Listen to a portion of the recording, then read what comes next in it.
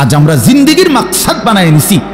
জওয়ান বলেন, বুড়ো বলেন, আমি বলেন, আপনি বলেন, আমাদের জীবন শুধু দুনিয়া, অথচ আখিরাত, হাসরের ময়দান, কিয়ামত, পরকাল আমাদের দরজায় কড়া নাড়তেছে।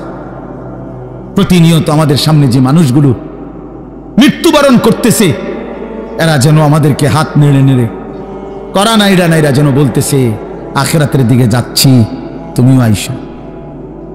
ঠিক না?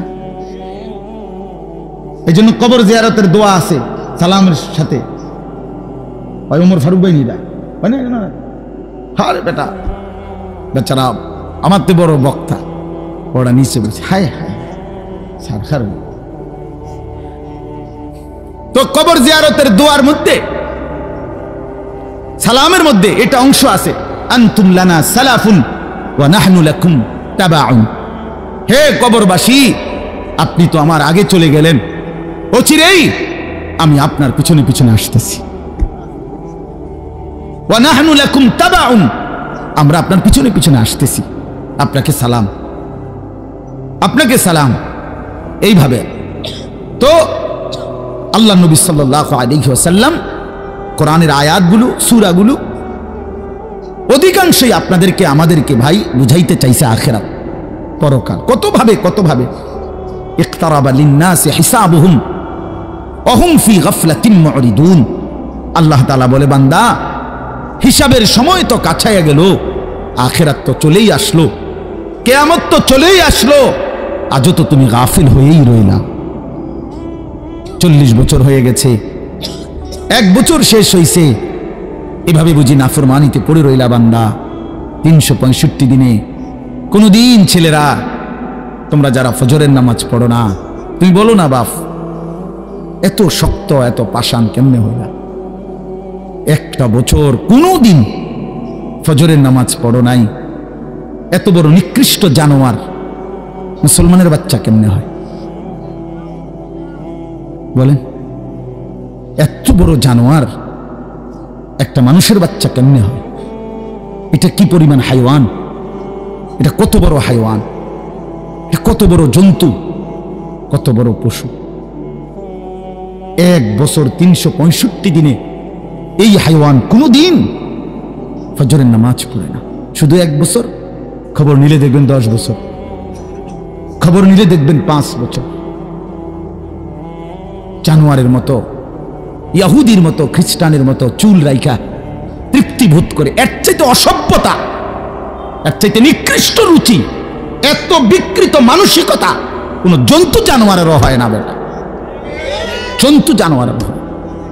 তোমরা যে সমস্ত ছেলের চুল ইহুদির মতো, খ্রিস্টানের মতো, বেঈমানের মতো বেটা, তুমি একদম নিম্ন রুচির মানুষ, একেবারে ফসা মানুষ বেটা, তুই বেটা ফালতু লোক বেটা, তুই বেটা তোর কোনো রুচি বলতে কিছু নাই বেটা, তোর কোনো রুচিবোধ নাই বেটা। কার মতো মুসলমানের বাচ্চা হইয়া মুসলমানের ঘরে জন্ম নিয়া বেটা আল্লাহর আজান শুনলি, ডান কানে বাম কানে তোরে আজান দিছে, এক পবিত্র মা তোরে 2টা বছর দুধ পান করাইছে বেটা, কোন শরমে বেটা তুই ওই বেঈমানদের মতো চুল কাটলি বেটা? ওদের কোনো জাতপাত আছে বেটা? ওদের কোনো ইজ্জত আছে না, সম্মান আছে?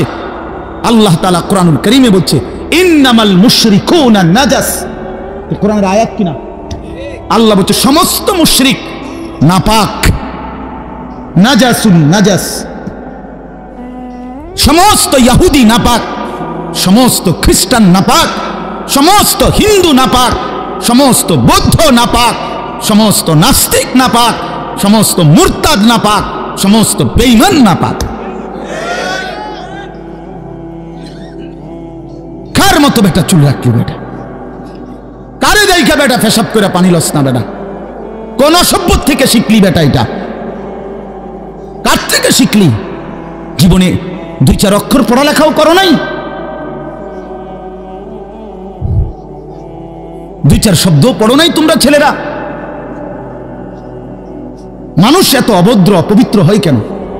কোরআনুল কারীমের মধ্যে আছে, আল্লাহ তাআলা বলে বান্দা কি আজীব কথা, কোরআন শরীফে আছে বান্দা কোনোভাবেই যদি পানি নাই ঠিক আছে, ফাইন লাম তাজিদু মাআন ফাতায়াম্মামু সাঈদান তাইয়্যিবা, তাহলে মাটি দিয়ে, পবিত্র মাটি দিয়ে তায়াম্মুম করো, তবুও নিজেকে পবিত্র বানাও। যদি বলি আল্লাহ পানি নাই, ঠিক আছে, তো মাটি দিয়ে হলেও পবিত্র হইতে হবে, এত তাড়াহুড়া কা, পানি আইও, পানি পাইয়া লই, এরকম শুরু করলেন। কোরআন শরীফের সরাসরি আয়াত, আল্লাহ তাআলা বলে জানো, ওয়ালাকিন ইউরিদু লিইউতাহহিরাকুম, আল্লাহ বলেন আমি না আমার ইমানদার বান্দাকে সারাক্ষণ পবিত্রই দেখতে চাই। দোস্ত আমার, এটা কোরআন শরীফের আয়াত। ওয়ালাকিন ইউরিদু লিইউতাহহিরাকুম, আমি আমার বান্দাকে পবিত্র, মুমিন আমার সে, ও অন্য কেউ না, ও আমার ইমানদার বান্দা। তো ইয়া আইয়ুহাল্লাযীনা আমানু ইযা কুমতুম ইলাস সালাতি ফাগসিলু ওয়ুজুহাকুম, এই আয়াতের মধ্যে, এটা এই আয়াতের অন্তর্ভুক্ত অংশ এটা। ওয়ালাকিন ইউরিদু লিইউতাহহিরাকুম, ইমানদার পানি নাই, ঠিক আছে, তায়াম্মুম করো মাটি দিয়ে। কেন এমন তাড়াহুড়া? আল্লাহ তাআলা বলে আমি যে তোমাকে পবিত্র দেখতে চাই, আমি কি তোমাকে পবিত্র। ফীহি রিজালুন ইউহিব্বুনা আন ইয়াতাতাহহারু আল্লাহু ইউহিব্বুল মুত্তাহহিরিন, কোরআন শরীফের আয়াত আছে। আল্লাহ বলে বন্ধু, আপনার কিছু সাহাবীকে আমি দেখছি, আল্লাহ প্রশংসা করতেছে। মদিনার কুবা একটা এলাকা, যেখানে নবীজি মদিনার মক্কা থেকে হিজরত করে এসে প্রথম ঢুকছিলেন। এই হিজরত করে আইসা প্রথম যেখানে ঢুকছেন, এই জায়গাটার নাম হলো কুবা নগরী। কুবা, কি নাম? এই কুবা।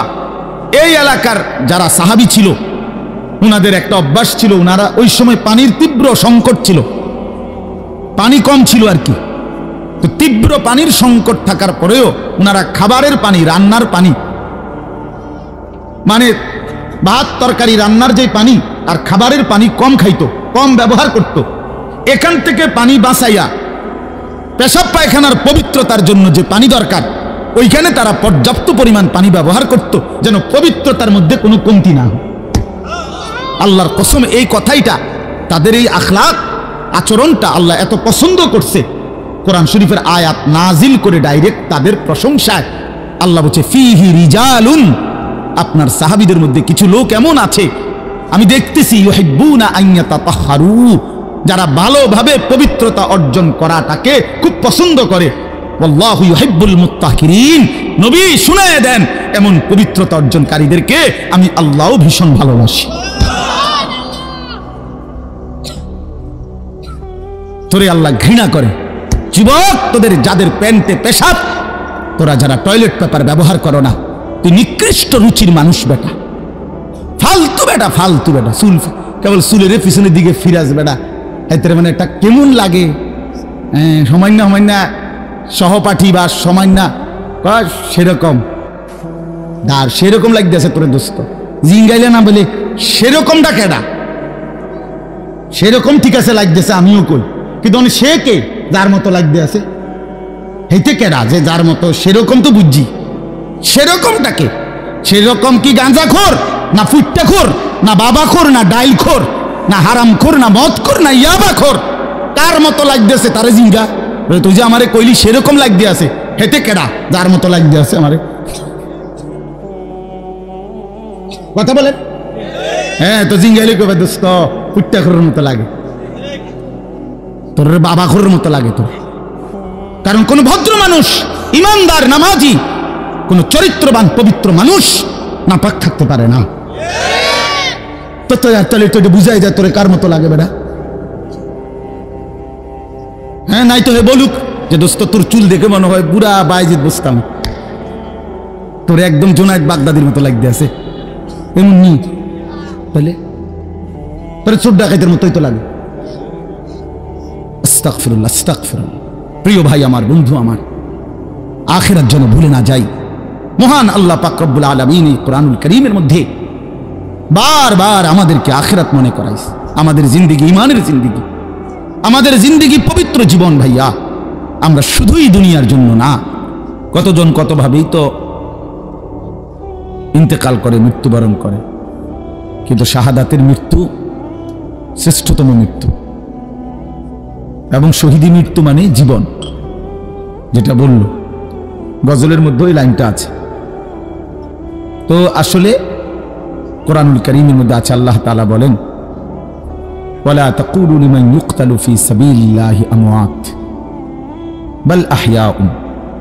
আল্লাহর পথে যারা শাহাদাত বরণ করে তোমরা তাদেরকে মৃত বলো না, বরং আল্লাহ নিজে বলতেছেন বাল আহইয়াউন, বরং তারা জীবিত, নিঃসন্দেহে জীবিত।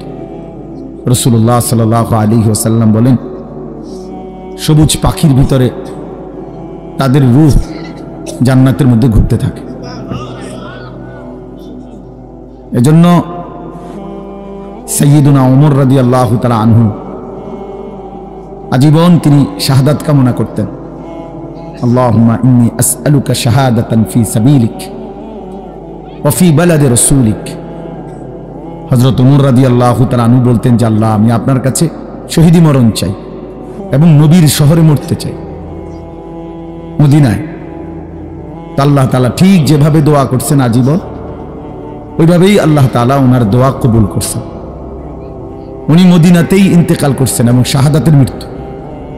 ফজরের নামাজের ইমামতি অবস্থা মসজিদে নববীতে প্রথম কাতারে উনি ইমামতি করতেছিলেন। একজন অগ্নিপূজক কাফের ছদ্মবেশে চাদর দিয়ে শরীর ঢেকে এই বেঈমান ফজরের নামাজের ইমামতি করতেছেন ওমর রাদিয়াল্লাহু তাআলা আনহু। এই সময় ওনার কোমরের মধ্যে ছুরি মারছে, 7-8টা ছুরির ঘাই দিছে। এই অবস্থায় তিনি রক্ত ঝরতে শুরু করছে। তো উনি চাপ দিয়া ধইরা আগে পিছন কাতার থেকে, প্রথম কাতার থেকে হযরত আব্দুর রহমান ইবনে আউফ রাদিয়াল্লাহু তাআলা আনহুকে টেনে ইমামের জায়গায় না দাঁড় করায়া, তো বলছে, আব্দুর রহমান, আগে ফজরের নামাজ শেষ করো, তারপরে তোমরা আমারে ধইরো। তো উনি কাটা মুরগির মতো পাশে এই ব্যথায় তড়ফাইছে, কিন্তু সাহাবায়ে কেরাম আগে নামাজ পড়ছে, এরপরে উনারে ধরছে। তো এই আঘাতেই উনি শাহাদাত বরণ করছে। তো শহীদি মৃত্যুও হয়েছে, আবার রসুলের শহরেই মদিনাতেই মৃত্যুবরণ করছে। এবং সবচেয়ে আশ্চর্যের কথা হলো, উনি হলেন শহীদে মেহরাব, মেহরাবের শহীদ। অর্থাৎ নামাজের এই জায়গায় রাসূলুল্লাহ সাল্লাল্লাহু আলাইহি ওয়াসাল্লাম আজীবন যেখানে ইমামতি করতেন, সেইখানে তিনি শাহাদাত বরণ করছেন। আল্লাহ ওনাকে কিভাবে কবুল করছে। এজন্য নওজোয়ান ভাই ছেলেরা, তোমাদেরও এটা মনে রাখা চাই, সারা পৃথিবীর ইসলাম বিরোধী দুশ্মনরা, এই সারা বিশ্বের ইহুদি, খ্রিস্টান, মুনাফিক, নাস্তিক, মুরতাদ, ইসলাম বিদ্বেষীদের একটা বড় ষড়যন্ত্র, তাদের একটা বড় মেইন এজেন্ডা হলো সারা পৃথিবীর মুসলমানদের দিল থেকে জিহাদ ফি সাবিলিল্লাহ, আল্লাহর রাস্তায় জিহাদ এবং শাহাদাত, এই শব্দ যেন ভুলে যায়। ভোগ বিলাসিতা, দুনিয়া প্রীতি, দুনিয়া নিয়ে ব্যস্ত থাকা, এই অর্থ সম্পদ, বাড়ি ঘর, দালান, বিল্ডিং, খাট, পালং, সোফা, ফার্নিচার, আর ছেলেপেলেরা মোবাইল, বন্ধুদের আড্ডা, খামখেয়ালি, মানে এর মধ্যেই ডুবে থাকুক, অসভ্যতার মধ্যে, দুনিয়া বাড়ানোর মধ্যে পড়ে থাকুক। এটা হলো বেঈমানের সমস্ত ষড়যন্ত্রের মূল। এজন্য সারা পৃথিবী জুড়ে তারা জিহাদ ফি সাবিলিল্লাহর বিরুদ্ধে, আল্লাহর রাস্তায় যুদ্ধ, এর বিরুদ্ধে জঙ্গি, উগ্রবাদী, টেরোরিস্ট, সন্ত্রাসী ইত্যাদি বহু কিছিমের অপপ্রচার করে লাগাতার অব্যাহত এই পরিমাণ বলতে থাকছে যে অনেক মুসলমান সাধারণ মানুষ পর্যন্ত এটাকে ভয় পাইতে শুরু করছে, যে জিহাদ বললেই আতঙ্ক, কিতাল বললেই আতঙ্ক। অথচ কোরআনুল কারীমের প্রায় 600-র চাইতে বেশি আয়াতের মধ্যে আল্লাহ তাআলা জিহাদ ফি সাবিলিল্লাহর কথা বলছেন। তাহলে এতগুলো আয়াতকে অস্বীকার করার কোনো সুযোগ আছে? বলেন, কিভাবে অস্বীকার করবে? কোরআনুল কারীমের একটি শব্দ কেউ যদি অস্বীকার করে তাহলে তো সে কাফের, সে তো বেঈমান। তাহলে কোরআনুল কারীমের মধ্যে আল্লাহ তাআলা বারবার এই কথা স্পষ্ট বলছে। কোরআন শরীফে আছে, মক্কায় মুসলমানরা, কুরাইশরা, মক্কার কুরাইশদের মধ্যে মাঝে মধ্যে বিতর্ক হইত যে কেউ কাবা ঘরে হাজিদেরকে পানি পান করাইতো, কেউ হাজিদেরকে মেহমানদারি করত, কেউ কাবা ঘরের চাবি পাহারা দিত, কেউ কাবা ঘরের সংরক্ষণ করত, কাবা ঘরের ভবন ইত্যাদি প্রস্তুত করত, হাজিদের জন্য তাবু বানাইতো। তো এই খেদমতকে অনেক বড় মনে করত। তো একদিন নিজেদের মধ্যে তারা বলতেছিল যে এইটা সবচেয়ে বড় কাজ। তো আল্লাহ তাআলা কোরআনুল কারীমের সূরা আয়াত নাজিল করে বললেন, না, আল্লাহর উপরে ঈমান এবং জান মালের জিহাদ এটা সর্বশ্রেষ্ঠ কাজ। আজআলতুম সিকায়াতাল হাজ্জ ওয়া ইমারাতাল মসজিদিল হারাম কামান আমানা বিল্লাহি ওয়াল ইয়াউমিল আখির ওয়া জাহাদা ফি সাবিলিল্লাহি বিআমওয়ালিহিম ওয়া আনফুসিহিম লা ইস্তাউনা ইনদাল্লাহ। তোমরা মনে করেছো হাজিদেরকে পানি পান করানো এবং কাবা ঘর মসজিদে হারামের রক্ষণাবেক্ষণ করা এটা সর্বোত্তম? আল্লাহ বলে, না, আল্লাহর প্রতি ঈমান, ওয়া জাহাদা ফি সাবিলিল্লাহ বিআমওয়ালিহিম ওয়া আনফুসিহিম, আল্লাহর পথে জান আর মালের জিহাদ, এইটা আর ওইটা কশ্চিন কালেও সমানও হইতে পারে না। উচিত হওয়ার প্রশ্নই নাই, সমান সমানও না, বরং জিহাদ ফি সাবিলিল্লাহ এটা সর্বশ্রেষ্ঠ। ওয়া যারওয়াতু সানামিহি আল জিহাদ। আল্লাহ নবী সাল্লাল্লাহু আলাইহি ওয়াসাল্লাম বলেন, ইসলামের সর্বোচ্চ চূড়া জিহাদ ফি সাবিলিল্লাহ। কি বলেন? সবাই বলেন, ছেলেরা বলো ভাই, এই শব্দটা বলো, জিহাদ ফি সাবিলিল্লাহ। আজ তোমরা ভুলে গেছো। আজ অসংখ্য যুবক ছেলে, কিশোর ছেলে জানেও না এই শব্দ। 16, 17, 18 বছরের ছেলেরা রাসূলুল্লাহ সাল্লাল্লাহু আলাইহি ওয়াসাল্লামের জামানায় পুরা দমে যুদ্ধ করছে, পুরা দমে।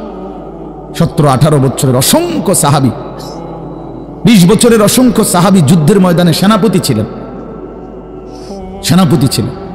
উহুদের যুদ্ধে সর্বপ্রথম আল্লাহ নবী সাল্লাল্লাহু আলাইহি ওয়াসাল্লাম উহুদের যুদ্ধের দিন, ইসলামের ইতিহাসের অত্যন্ত ভয়ানক একটা যুদ্ধের নাম হল উহুদের যুদ্ধ, যেখানে 70 জন সাহাবী শাহাদাত বরণ করছিলেন।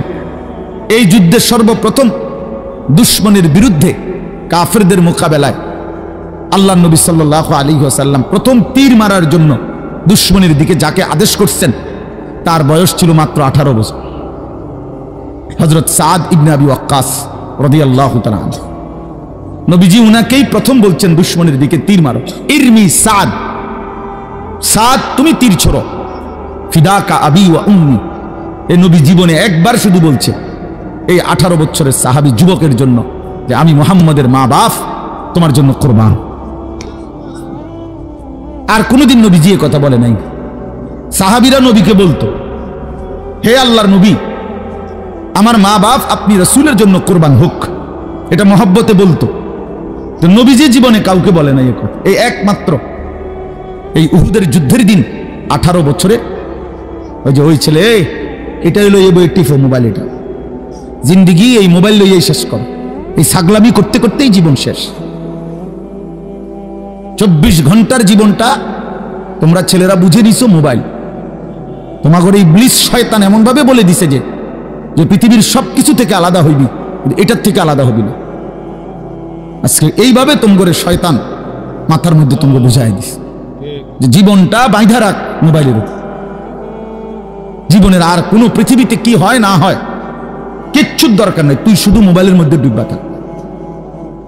অপদার্থ এক জিন্দিগি ভাইয়া, এক ফালতু জীবন, ফালতু জীবন,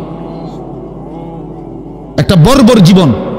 মোবাইলের আসক্ত যেই ছেলে মেয়ে, এটা একটা বাজে লোক, ফালতু লোক, ফালতু, 100 ফালতু, 100 ফালতু, 100 ফালতু, একেবারেই আকামলা। এটা এক ধরনের অপদার্থ ছাড়া, যার পৃথিবী নিয়ে, মানবতার কল্যাণ নিয়ে, মানুষের কোনো উপকার নিয়ে, পৃথিবী নিয়ে, আখিরাত নিয়ে জীবনের কোনো স্বপ্ন নাই। শাহওয়াত, শুধু শাহওয়াত, শুধু লজ্জাস্থানের একটা চাহিদা আছে, শাহওয়াত, এইটা পূরণ কর। নারী, ছবি, নাচ, গান, উলঙ্গতা, অশ্লীলতা, বেহায়াপনা, অসভ্যতা, খালাস। এটা মজা পাইলাম, বেডি চাইলাম, সারা রাত উলঙ্গ দৃশ্য দেখলাম, জানোয়ারের মতো পড়ে থাকলাম শুইয়া। সকালে 8টা বাজুক 9টা বাজুক, যখন ঘুম ভাঙলো। ফজরের নামাজ নাই, শরীর অপবিত্র নাপাক, অসভ্য ছবি দেখতে দেখতে শরীর নাপাক হয়ে গেছে। এই অসভ্যতা, এই জানোয়ার মাতালের মতো পড়ে আছে খাটে। যখন ঘুম ভাঙবে, ঘুম ভাঙলো, উঠলো তো উঠলো, নাস্তা খাইলো, আবার ছুটলো, আবার মোবাইল। আহাত, শরীরের পবিত্রতার খবর নাই, আখলাকের খবর নাই, নামাজেরও খবর নাই। কি জীবন এটা? এই জীবনের চাইতে জানোয়ারের জীবন অনেক ভালো বেটা।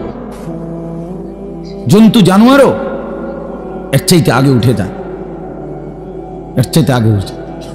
একটা সুন্দর বাণী আছে, লেখা থাকে, দেখছি, ভোরের পাখি যদি তোমার আগেই জেগে যায় তাহলে তুমি ব্যর্থ। ভোরের পাখি যদি তোমার আগেই উঠে যায় তুমি ব্যর্থ। তোমার আগে উঠবে কেন? তুমি মানুষ, আশরাফুল মাখলুকাত, আল্লাহর সর্বশ্রেষ্ঠ সৃষ্টি, তুমি তো আগে উঠবার কথা। তোমরাই কি জীবন বাছাই করে নিছো ছেলেরা? তোমরাই বলতে পারো বাবা। তোমার জন্য আমি আটকাবো না, আমার জন্য তুমি আটকাইবা না। কেউ কারো জন্য আটকাবে না ছেলেরা, মনে রাখো। একদিন তোমার বাপ তোমার বাপের মতো করে কবরে চলে যাবে। এই যাই দৌড়ঝাঁপ করছে বেচারা কামাই করার, একদিন দেখবা তোমার রাইখা সে চলে গেছে। একদিন তুমিও চলে যাইবা। এই বন্ধু বান্ধব, আড্ডা, এগুলো সব থাইকা যাবে। দুনিয়ার জায়গায় থাকবে। তুমি মরবা যেদিন, আমি মরবো যেদিন, সেদিনও সূর্য উঠবে, চাঁদ উঠবে, পৃথিবীর এই ব্যস্ততা থাকবে, মানুষের দৌড়ঝাঁপ থাকবে, দোকানপাট সব খুলবে, বাজার ব্যবসা চলবে, শুধু আমি নাই। শুধু কি আমি নাই, আর সবই কি স্বার্থপর দুনিয়া। কেউ তোমার জন্য 1 ঘন্টাও থামবে না, কেউ না। কারো হাতে সময় নাই ভাইয়া, কারো হাতে সময় নাই। বহুতই বড় স্বার্থপর এক দুনিয়া এটা। এজন্য বুদ্ধিমান সে, নবীজি বলছে, আল কাইয়িসু মান দানা নাফসাহু ওয়া আমিলা লিমা বা'দাল মাউত। বুদ্ধিমান তো সে যে নিজের হিসাব করে, নিজের হিসাব রাখে এবং মৃত্যু পরবর্তীর জন্য আমল করে। রাসূলুল্লাহ সাল্লাল্লাহু আলাইহি সাল্লাম বলছেন, এক সাহাবী জিজ্ঞেস করছে, ইয়া রাসূলুল্লাহ, মান আকিয়াসুন নাস ওয়া আহজামুন নাস? সবচেয়ে বিচক্ষণ, বুদ্ধিমান, বিবেকবান কে? নবীজি সাল্লাল্লাহু আলাইহি ওয়াসাল্লাম বলেন, আকসারুহুম যিকরান লিল মাউত, বেশি বেশি যে মৃত্যুকে স্মরণ করে। ওয়া আকসারুহুম ইস্তি'দাদান লিল মাউত, এবং বেশি বেশি যে মৃত্যুর জন্য প্রস্তুতি গ্রহণ করে। সে বুদ্ধিমান, সে বুদ্ধিমান। কুরআনুল কারীমের মধ্যে আল্লাহ তাআলা বলেন, ওয়া ইন্নাদ দারাল আখিরাতা লাহিয়াল হায়াওয়ান। ছেলেরা মোবাইল যে কয়জন হাতে আছে নামায় ফেলো, হাতের থেকে মোবাইলটা নামায়া শোনো ভাই, আমার দিকে তাকাইয়া শোনো, ভালো হবে ভাই। তো আল্লাহ তাআলা বলেন, নিশ্চয়ই আখিরাতের ঘর জান্নাত, সেটাই কেবল জীবন। লাহিয়াল হায়াওয়ান, ওইটাই লাইফ, ওইটাই জীবন, এটাই স্টেশন, এটা প্ল্যাটফর্ম। এজন্য ট্রেন স্টেশনে যত অত্যাধুনিক এসি থাকুক, বাসের প্ল্যাটফর্মে যত অত্যাধুনিক রুমে হোক, লোকটা কেবল ছটফট করে, একটু পর পর ঘড়ি দেখে, টিকিট দেখে, বাইরে উকি দেয়, বাস আইয়ে না। আরে ভাই এরকম করেন কেন? এসি চলতেছে, বসে না থাকবে। আর ধর মিয়া, আপনার কথা বইয়ে থাকতে পারছি না, ঠিক কিনা বলে? অথচ কোনো সমস্যা নাই, এতটা অত্যাধুনিক রুম এখানে। আরে নাস্তা টাস্তা দিয়েছে, কিন্তু হের কেবল গড়িসা, সে কেবল টিকিট চায়, সে কেবল জিগা কি ভাই আইলুনি, ট্রেন আসছে। কারণ এটা যে প্ল্যাটফর্ম, সেখানে বসতে আসে নাই। রব্বুল আলামিন বলে, বান্দা বিশ্বাস করো, এটা প্ল্যাটফর্ম। মালি ওয়ালিদ দুনিয়া। রাসূলুল্লাহ সাল্লাল্লাহু আলাইহি ওয়াসাল্লাম, হাই উম্মত, দুনিয়ার সাথে আমার কিসের সম্পর্ক? কি সম্পর্ক? ইন্নামা মাসালি ওয়া মাসালুদ দুনিয়া কারাকিবিন ইস্তাযাল্লা তাহতা শাজারাতিন সুম্মা রাহা ওয়া তারাকাহা। হাদিস। নবীজি বলছে, আমার উদাহরণ দুনিয়ার সাথে কেমন শোনো। এমন এক পথিক লম্বা পথে বহু দূর কোথাও যাবে, রওনা দিছে, প্রচন্ড রৌদ্র, ভীষণ রৌদ্রে পথিক এতটাই ঘামে ভিজে গেছে যে এই জন্য সে একটা গাছের নিচে একটু বাতাসের জন্য একটু বসছে, শরীরটা যাতে একটু ঠান্ডা হয়, গরম লাগতেছে। তো কিছুক্ষণ পরে শরীরটা যখন একটু ঠান্ডা লাগছে, একটু বিশ্রাম করছে, তা আবার সেই পথিক তার মূল গন্তব্যের দিকে রওনা দিয়ে চলে গেছে। তারা কাহা, গাছটাকে গাছের জায়গাতেই রেখে গেছে। নবীজি বলেন ঠিক এমন, আমি তো আখিরাতের প্রতীক, আমি তো জান্নাতের যাত্রী, আমি তো আখিরাতের মুসাফির, আমি তো যাচ্ছি সেখানে। যাওয়ার পথে মাঝখানে 60 বছর, 63 বছর, 40 বছর, 50 বছরের একেবারে সামান্য একটু সময় ওই গাছের নিচে দুনিয়ায় একটু বিশ্রাম করলাম, একটু বসলাম, আবার একটি নির্দিষ্ট সময় পরে আমি আমার আপন গন্তব্য আখিরাতের দিকেই রওনা দিলাম। দুনিয়া দুনিয়ার জায়গায় রয়ে গেল, দুনিয়া দুনিয়ার জায়গাতেই রয়ে গেল, দুনিয়া পড়েই রইল। কি ভাই, বুঝতেছেন এই কথাটা? রাসূলুল্লাহ সাল্লাল্লাহু আলাইহি ওয়াসাল্লাম বলেন, ইয়াকুলু ইবনু আদম মালি ওয়া মালি। কি আজীব হাদিস শুনেন। নবীজি বলেন, হায় বনি আদম সারাক্ষণ কেবল বলে আমার মাল, আমার মাল। দেখছেন গাড়িটা আমার, এই বাড়িটা আমার, এই 10 শতক জমি আমার, এই সোফাগুলো আমার, এই খাট আমার। আল্লাহ নবী সাল্লাল্লাহু আলাইহি ওয়াসাল্লাম বলেন, হাল্লাকা ইয়া ইবনা আদম মিন মালিক। কোথায় তোমার মাল? এই বনি আদম মাল তোমার বলতে কে বললো এগুলো তোমার? এগুলো যদি তোমারই হয় তো তুমি যেহেতু চিরস্থায়ীভাবে দুনিয়া থেকে কবরের দিকে চলে যাচ্ছ, এগুলো সাথে নিচ্ছ না কেন? তোমার জিনিস কার জন্য রেখে যাচ্ছ? এই বেটা, ওয়াহাল্লাকা ইয়া ইবনা আদম মিন মালিক। কিরে বনি আদম তোর মাল কই? তোর যদি হয় নিচ্ছ না কেন এগুলো? তোমার এই মোবাইল আমার, তো আমি এটা নিয়ে যাবো না সাথে এখন, নাকি তুই যাবো? কথা বলেন না কেন? তো তুমি তো দুনিয়া থেকে চলে যাচ্ছ, তো নিচ্ছ না কেন এগুলো? তোমার 10 শতক জায়গা নিবা না? সোফা এগুলো কই রাখা যাচ্ছ? এগুলো নিয়ে যাও, বিল্ডিং নিয়ে যাও। তাইলে দেখে বুঝেই নাও বান্দা, উম্মত তোমার হলো কোত্থেকে? তোমার কেবল 3টা মাল, 3টা জিনিস তোমার। নবীজি নিজে বলছে, ইল্লা মা আকালতা ফাআফনাইতা। যা সরাসরি তুমি খাইয়া শেষ করছো, খাইছিলা, এটা তোমার। আউ লাবিস্তা ফাআবলাইতা।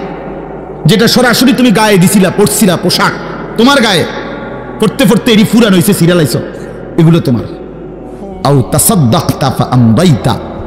আর যা আল্লাহর রাস্তায় খরচ করেছো, দান, সাদাকা, যাকাত, ফিতরা, হজ, উমরার জন্য, গরিব দুঃখী, মসজিদ, মাদ্রাসা, এতিম, গরিব, অসহায় ইত্যাদি ইত্যাদি, এই যেগুলো তুমি কি করছিলা? সাদকা খরচ করছো আল্লাহর পথে, ফাআমদাইতা, সেটা তুমি আখিরাতে পাঠাইছো, সেটা পড়ছে। এই 3টা তোমার। ওয়ামা সিওয়া যালিকা, আর এই ছাড়া বাকি সব ফাযাহিবুন, তোমার থেকে সরে যাবে, চলে যাবে। ও তারিকুহু লিন্নাস, মানুষের জন্যই রেখে যাবে। কি অসাধারণ হাদিস, কি চমৎকার ভাবে নবীজি ব্যাখ্যা করে বুঝাইছেন। ইয়াতবাউল মাইয়িতা সালাসাতুন ফায়ারজিউ ইসনান ওয়া ইয়াবকা ওয়াহিদুন। নবীজি বলেন, মানুষের কবরস্থানে 3 জিনিস তার সাথে যায়, 2টা ফিরে আসে, একটা থেকে যায়। একটা থেকে যায়, যাওয়ার সময় যায় 3টা। 1 নম্বর মালুহু ওয়া আহলুহু ওয়া আমালুহু। তার কিছু মাল, ওই যে লাশের খাটিয়া, আগরবাতি, এই জাতীয় সামান্য কিছু মাল তার, এগুলো তার সাথে যায়। তার পরিবারের, এলাকার কিছু সদস্য সাথে যায়, আর তার সারা জিন্দেগীর আমল সাথে যায়। তো ফায়ারজিউ আহলুহু ওয়া মালুহু, অতঃপর তার মাল আর তার বংশধর ফিরে চলে আসে। ওয়া ইয়াবকা আমালুহু, কবরে শুধুই তার আমলটুকু থেকে যায়। কি সুন্দর হাদিস, চিন্তা করে দেখেন।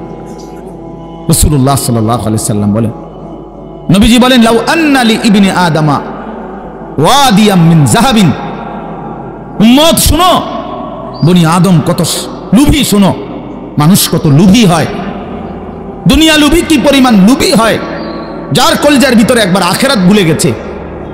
বিশ্বাস করেন ভাইয়া, ছেলেরা তোমরাও বোঝো ভাইয়া, দুনিয়া যার কলজার ঢুকছে, নারীর লোভ, সম্পদের লোভ, অর্থের লোভ, নেতাগিরির লোভ, তো আল্লাহ রাসূল সাল্লাল্লাহু আলাইহি সাল্লাম বলেন, এই দুনিয়া লোভীকে, বনি আদমকে যদি একটা পাহাড় পরিমাণ স্বর্ণ দেওয়া হয়, লা আহাব্বা আন ইয়াকুনা লাহু ওয়াদিয়ান, সে মনে মনে চাইবে যদি তাকে 2টা পাহাড় স্বর্ণ দেওয়া হইতো। একটা পাহাড় মানে কি 200 কেজি মাটি, হ্যাঁ, কথা বুঝছেন না? একটা পাহাড়ের মধ্যে 200 কেজি মাটি, তো টনে টনে মাটি, টনে টনে মিলিয়নে মিলিয়নে মাটি। মদিনার উহুদ পাহাড় 8.5 কিলোমিটার লম্বা, এত বড় পাহাড়, এত দূরত্ব, এত উঁচা যে মসজিদে নববীর এখান থেকে বারান্দা থেকে সেখান থেকে দাঁড়াইলেই কি দেখা যায়? উহুদ পাহাড় দেখা যায় প্রায় 4 কিলো 4.5 কিলো দূরে, কিন্তু এখান থেকে স্পষ্ট পাহাড় দেখা যায়, এতটা উঁচা, এত উঁচু, এত লম্বা পাহাড় স্বর্ণ বানিয়ে দিলে আল্লাহ নবী সাল্লাল্লাহু আলাইহি ওয়াসাল্লাম বলেন সে আরো একটা চাইবে। এরপরে নবী বলেন, শোনো বনি আদম, লান ইয়ামলা ফাহু ইল্লা তুরাব, হায় বনি আদমের মুখ ভরবে না কবরের ওই মাটি মুখে মারা পর্যন্ত। লান ইয়ামলা ফাহু ইল্লা তুরাব, তার মুখ ভরবে না কবরের মাটি ঢোকা পর্যন্ত।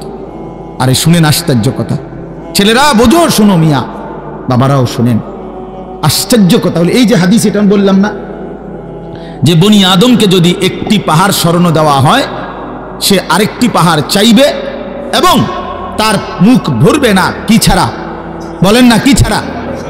এটা তো কি হাদিস, এটা কি? কিন্তু হযরত উবাই ইবনে কাব রাদিয়াল্লাহু তাআলা আনহু একজন বড় সাহাবীর নাম, সাহাবীদের মধ্যে সবচেয়ে সুন্দর কোরআন শরীফ যিনি পড়তে পারতেন, সাইয়্যিদুল কুররা, কারীদের সর্দার ছিলেন উনি। সাহাবীদের মধ্যে সবচেয়ে সুন্দর কোরআন পড়তেন উনি।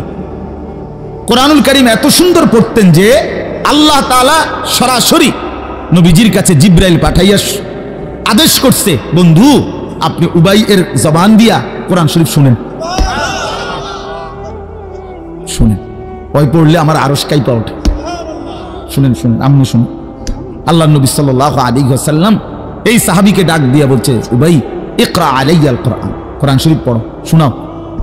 তিনি বলেন, আমি শোনাবো আপনাকে?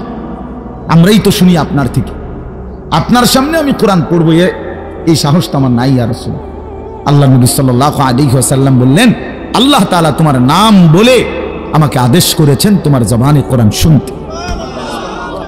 উনি 3 বার জিগাইছে কথাইটা, এরপরে আসাম্মানি আল্লাহ, ইয়া রাসূলুল্লাহ আল্লাহ আমার নাম নিছে?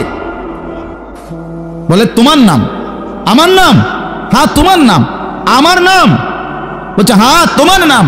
ফাবাকা, তিনি প্রচন্ড ভাবে কাঁদতে শুরু করছে আর বলছে, হায় নবী, এক গোলামের এর চাইতে বড় সৌভাগ্য আর কি হইতে পারে যে তার মুনিব তার নাম নিয়েছে, তার মালিক তার নাম নিছে, এর চাইতে বড় ভাগ্য আমার জীবনে আর কি হতে পারে যে আমার আল্লাহ আমার নাম নিছে। যাই হোক, আমার বলার উদ্দেশ্য হলো এই সাহাবী উবাই ইবনে কাব বলেন, এই যে হাদিস এটা নবীজি আমাদেরকে এত বেশি বার বলছে, বারবার বারবার বলতেন, আমরা প্রথমত কুন্না নারা, এর সরাসরি তাফসিরে আছে, কুন্না নারা হাদা মিনাল কোরআন, আমরা এটাকেই মনে করতাম যে এটা কোরআনের আয়াত। এত বেশিবার নবী এটা আমাদের সামনে পড়ছে, অর্থাৎ সাহাবীদেরকে দুনিয়া থেকে, দুনিয়ার লোভ থেকে ফিরাইবার জন্য, আখিরাত মুখী করার জন্য, পরকাল মুখী বুঝাবার জন্য এত বেশিবার বলছে এটা। উনি বলেন আমরা প্রথমত এটা ভাবতাম এটা কোরআন শরীফের আয়াত, হাত্তা নাজালাত আলহাকুমুত তাকাসুর হাত্তা যুরতুমুল মাকাবির, এরপরে যখন আলহাকুমুত তাকাসুর এই সূরাটা নাজিল হইছে, এই আমি এখন যেই সূরাটা পড়ছি তার পরের সূরা, এটা যখন নাজিল হইল তখন আমরা বুঝলাম যে না, এইটা হইল কোরআন, আর এতদিন যেটা মনে করছি এটা রাসূলের হাদিস। আল্লাহ নবী সাল্লাল্লাহু আলাইহি ওয়াসাল্লাম এভাবে উম্মতকে দুনিয়া থেকে সরাইতে চাইছে, দুনিয়ার লোভ থেকে। আজ আমরা জিন্দেগির মাকসাদ বানায় নিছি, জওয়ান বলেন, বুড়ো বলেন, আমি বলেন, আপনি বলেন, আমাদের জীবন শুধু দুনিয়া, অথচ আখিরাত, হাসরের ময়দান, কিয়ামত, পরকাল আমাদের দরজায় কড়া নাড়তেছে।